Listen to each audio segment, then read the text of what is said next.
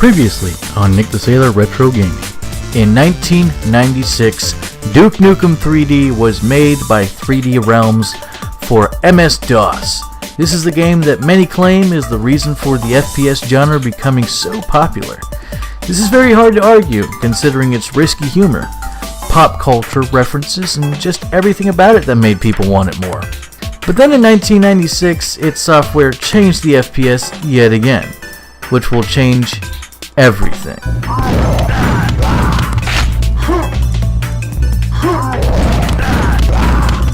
Released on multiple platforms, Quake is the successor of Doom, finally becoming the first full real-time 3D rendering game.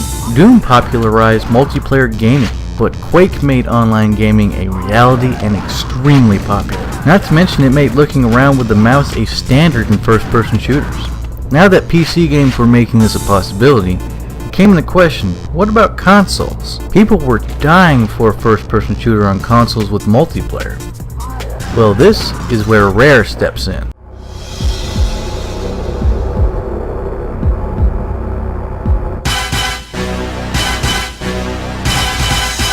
GoldenEye 007 was released in 1997 on the N64, and for the first time multiplayer matches became a reality for console games.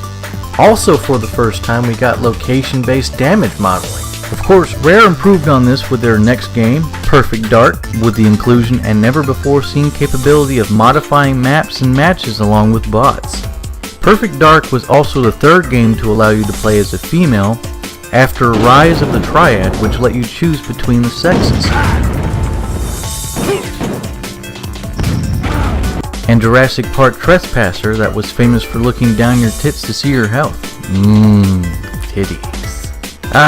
Those were the days. 4-player split screen peeking like a mofo, and ending friendships faster than TVs got busted by the Wii Remote. I wonder what that strap is for. But anyways, a new developer came along setting a new standard with a modified Quake engine, releasing the game in 1998, in the hopes of being labeled king of the first-person shooter genre, releasing it on the PC and the PS2. That's why I'm here, Mr. Freeman.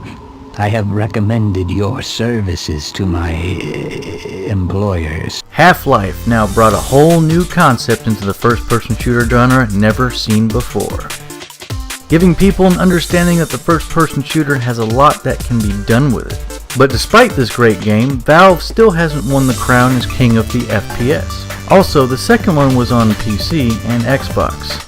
No idea why they changed consoles.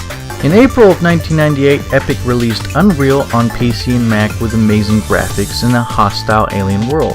It even had a great array of different upgrades.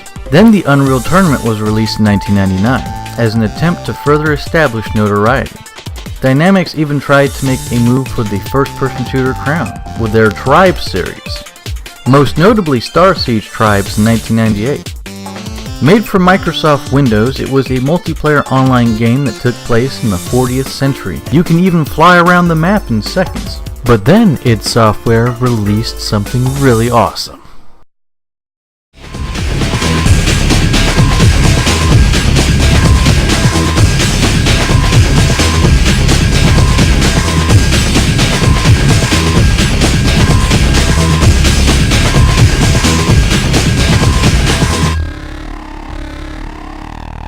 id Software released Quake 3 in 1999 on the PC.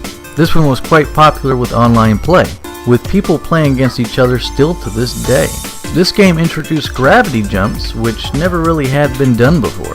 All three companies kept taking stabs at it to outdo one another. Even mods were becoming big with games like Team Fortress, which was a mod of Quake, and Justin Fisher's Aliens themed conversion of Doom. But something huge happened that left them in the dust.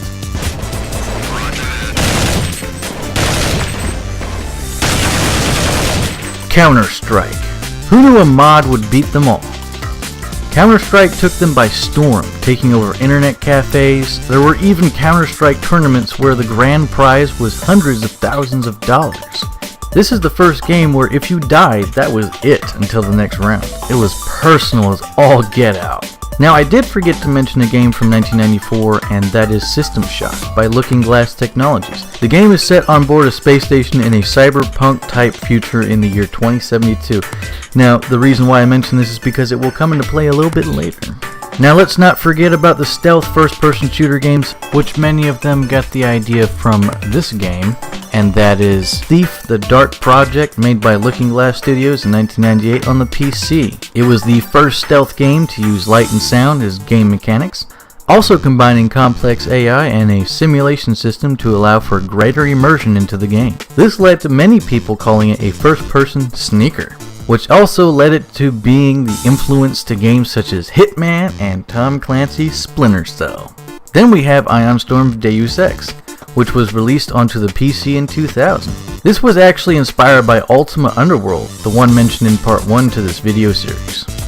Something that should also be mentioned is Red Storm Entertainment's Tom Clancy's Rainbow Six in 1998 on the PC. It's the first FPS game that tried its hand at realism, and with each game defining the tactical shooter genre, in this game if you shoot an NPC in the head, it's an instant kill.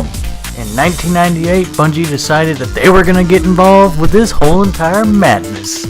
So they started to get to work to create a game that will change the entire first-person shooter genre as we knew it.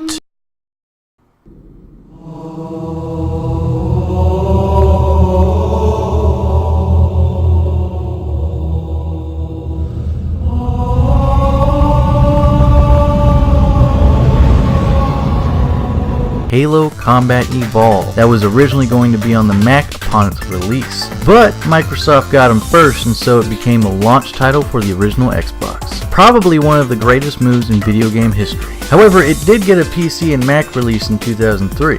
Halo is probably the game series that single-handedly defined first-person shooter games in today's first-person shooter genre. As of today, Half-Life 2 remains many people's favorite for the best first-person shooter of all time, thus Valve winning the title of First-Person Shooter King. As much as we would love to see a third one, Half-Life 3 confirmed, we still haven't heard anything, but they have said they will eventually make another Half-Life. But is it taking off where the last one left off? That is uncertain.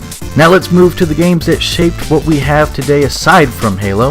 In 1999, EA developed and produced Medal of Honor Frontline for the PS2, original Xbox, and GameCube. In this game, you had to be more tactical than any of the previous games we've talked about in the general FPS genre. With the success of Frontline, there were many copycats to follow. Soldier of Fortune by Raven Software was released in 2000 on the PC and later the PS2 and Dreamcast. It was really into the realism which allowed you to blow people's limbs off and torture NPCs. In 2002, America's Army was made for the PC, which was created and produced by the US Army. That was obviously a trap to get you to sign the dotted lines, that way Uncle Sam owns your ass for the next 4 years. This game is the opposite of military grade with a Metacritic score of 82. For those that are confused by that statement, if military grade was the right way to describe this game, then it would be a duct tape simulator where you go around patching holes and shit, even if it doesn't need it.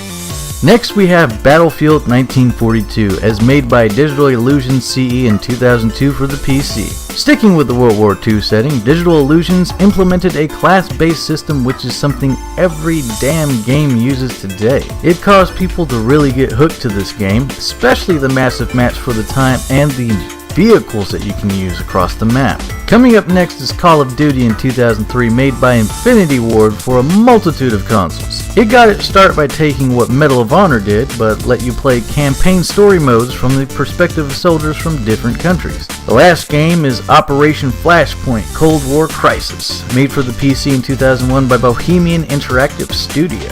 They went with a more Battlefield simulation feel. It was extremely well received and spawned sequels.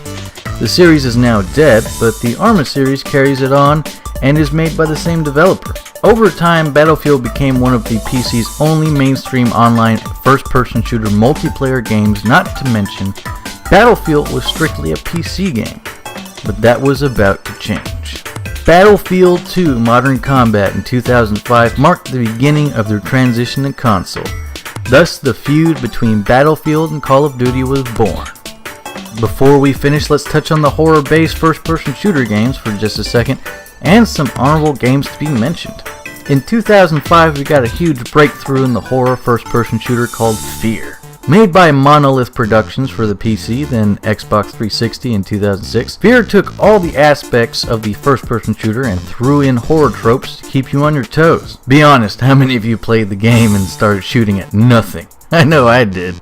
Left 4 Dead took the concept of first-person shooter, 4-player split screen or online, and the concept of zombies, slamming them all into one.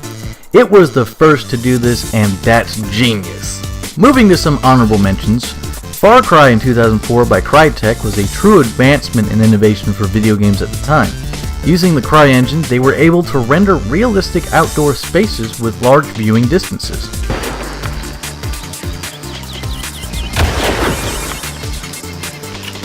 Crytek's Crysis in 2007 was inspired by the game they created, Far Cry.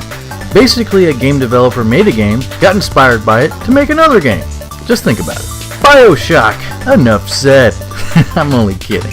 It's actually related to the System Shock series being its successor. You know, the game I forgot to include in part 1.